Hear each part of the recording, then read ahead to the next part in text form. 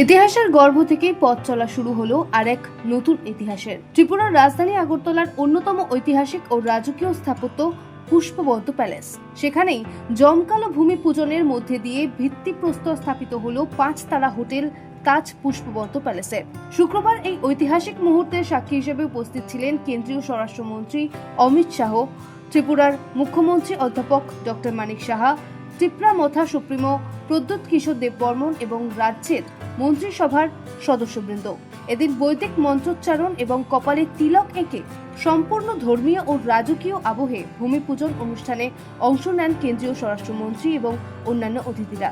Tata গ্রুপের IHCL এবং ত্রিপুরা সরকারের যৌথ চুক্তির মাধ্যমে এই হেরিটেজ হোটেলটি গড়ে উঠতে চলেছে, যা রাজ্যের পর্যটন ও অর্থনীতিতে এক নতুন দিগন্তের সূচনা করবে।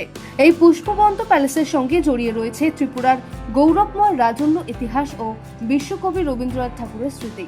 1917 সালে মহারাজা বীরেন্দ্র কিশোর মাণিক্য দেববর্মা এই মনোরম কুঞ্জবন প্রাসাদটি নির্মাণ করেছিলেন। ত্রিপুরার রাজপরিবারের আমন্ত্রণে এসে বিশ্বকবি রবীন্দ্রনাথ ঠাকুর এই প্রাসাদে একাধিকবার অবস্থান করেছেন এবং তার বহু কালজয়ী সৃষ্টি এই মাটির সঙ্গেই জড়িত।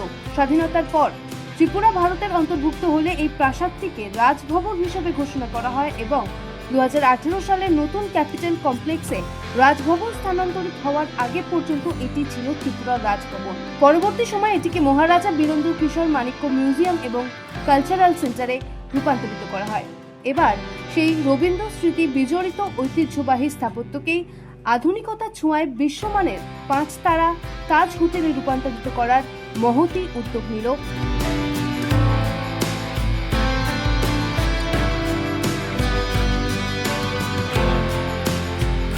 ত্রিপুরা থেকে। দেবাশিস বোসের রিপোর্ট, CN ত্রিপুরা।